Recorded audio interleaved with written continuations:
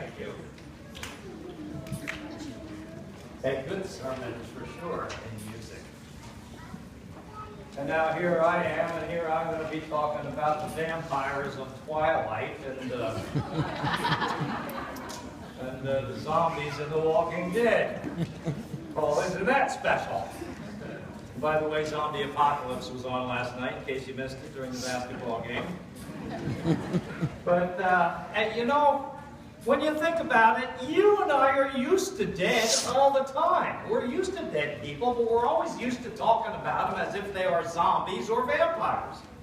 What the heck do you do with a guy who is neither a zombie or a vampire, who's out of the tomb, walking around? Now what are you going to do? And that's what we're confronted with in the gospel, the good news. Jesus is up and about and walking around, and he's just going to meet you somewhere. And you don't know where, and you don't know when, and you don't know for what reason, but he's gonna, and there you go. Now what are you going to do? That's why Mark ended his gospel the way he did. You'll notice that he ends it very clearly, very succinctly, by simply saying, "So they went out and they fled from the tomb because terror and amazement had seized them, and they said nothing to anyone because they were afraid." The exact same thing that he said about the men during Jesus' crucifixion. So Mark is an equal opportunity employer amongst the sexes, saying the one thing that is true of all men and women when confronted by God, and by confronted with life after death, is fear. And so they were afraid.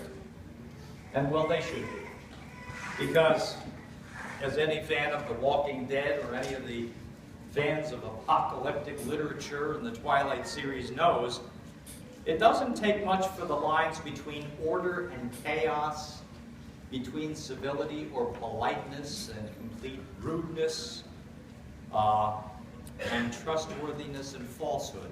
The lines can get a little fuzzy, and we know that. You can have a wonderful girlfriend that you go to school with, and you get along great, and all of a sudden one day one of them texts something that really bothers you, and before you know it, you're into a texting fight, an argument. And then what are you going to do? Then you have to make up. The lines between civility and rudeness run very close together. Co-pilots aren't supposed to crash commercial liners. We may never learn where the 200-plus women students of the school who were kidnapped over a year ago now, where they are, even to this day. Life can be chaotic, it can be complex, it can cause an awful lot of confusion, it can cause an awful lot of anxiety too. Now, when Jesus came to the world, his proclamation was very simply, hey, God loves you. That's all you need to know, and he will show you that he loves you by providing the stuff of life for you.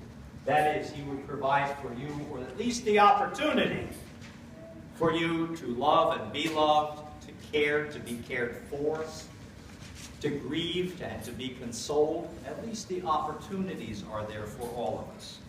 What faith does is to apprehend and take hold of those good gifts.